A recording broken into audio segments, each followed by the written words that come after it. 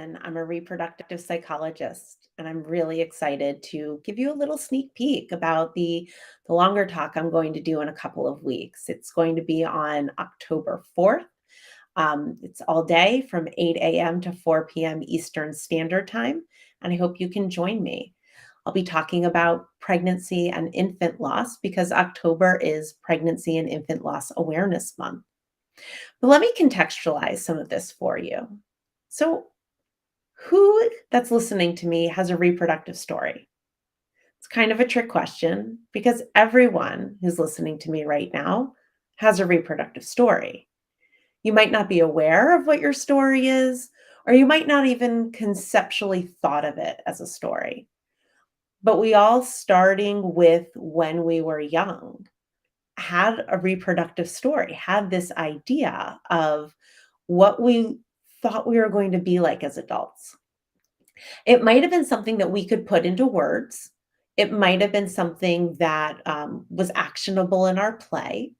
It might be things too where we're learning the tools we would need to be functional adults in the world.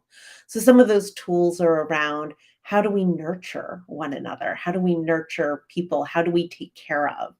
And regardless of our gender or gender identities, we all can show that in our play. And it might have been that from those early days, we had this idea of what our family was going to look like. And perhaps when people are young, they have different ideas of family. So they might have thought, okay, I want to have 30 children. And as they got older, they might have edited that story a little bit, thinking a little more about, okay, well, wait a second. Do I really want 30? That seems a lot. Where am I going to put them all? And so it's would make sense that they would edit that story. And maybe from that editing of the story, it's, well, I really love kids, so maybe I want four. And then if that person is lucky enough to find a partner that they're able to reproduce with, then there's a negotiation that happens because now we have two reproductive stories coming together. And so it's possible that that partner story was, I only want one kid. And then your story is, well, I want four kids. So how do we then negotiate? How do we figure out what are we going to do? And all couples figure that out differently. I also want to validate that a reproductive story that can also be very true is the idea of, I don't want kids. And that might come from lots of different perspectives. It could come from experiencing childhood trauma and not wanting to perpetuate that. It could be dislike of children. It could be um, wishing you could have children, but being worried about what it would be like to bring a child into the world that you're living in. So all of these things become valid reproductive stories. So as clinicians, how do we get this information from our clients? Who asks about it?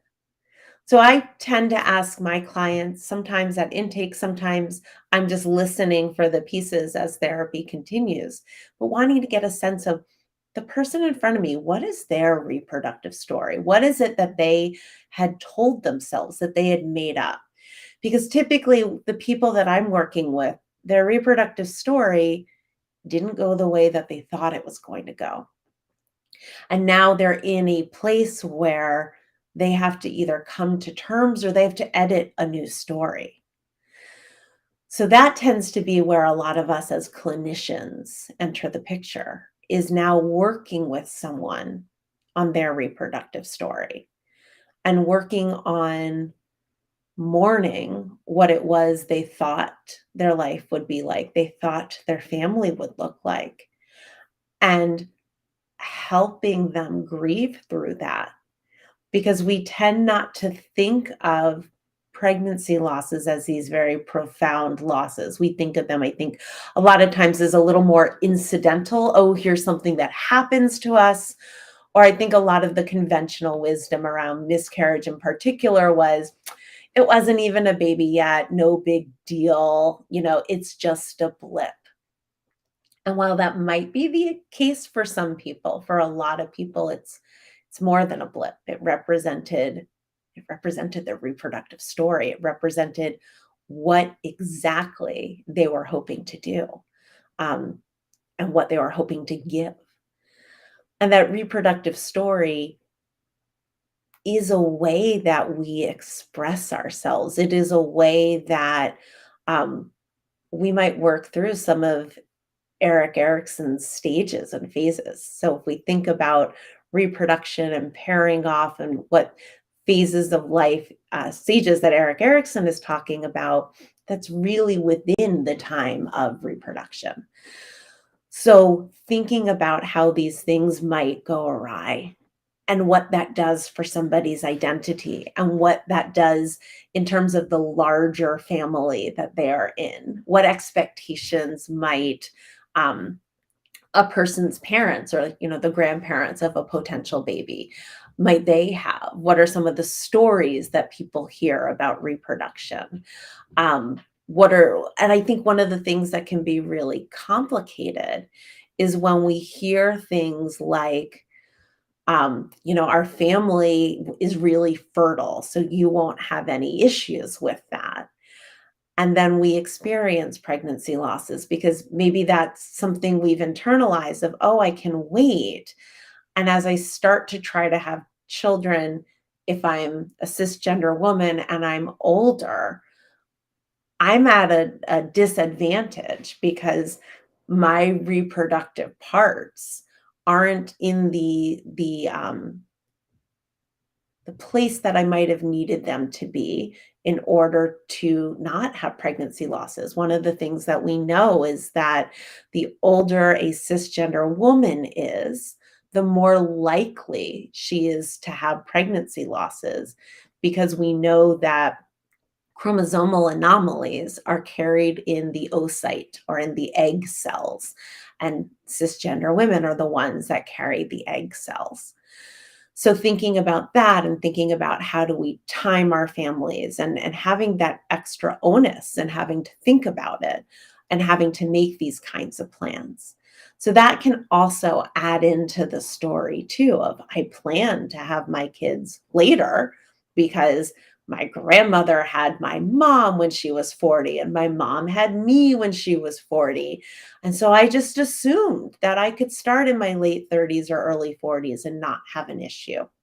And so I didn't put a lot of time into maybe finding a partner, or I had put finding a partner on the back burner as I really built up and developed my career and figured out who I was.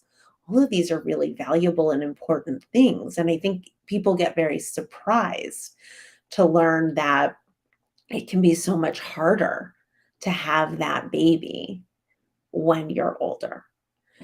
So thinking about all these different pieces, that it's not just how we internalize family or how we internalize ourselves as a parent, but also what are the stories from our own families that we internalize? What are the stories around pregnancy that we might hear about? Or what are the stories about fertility that we might also internalize?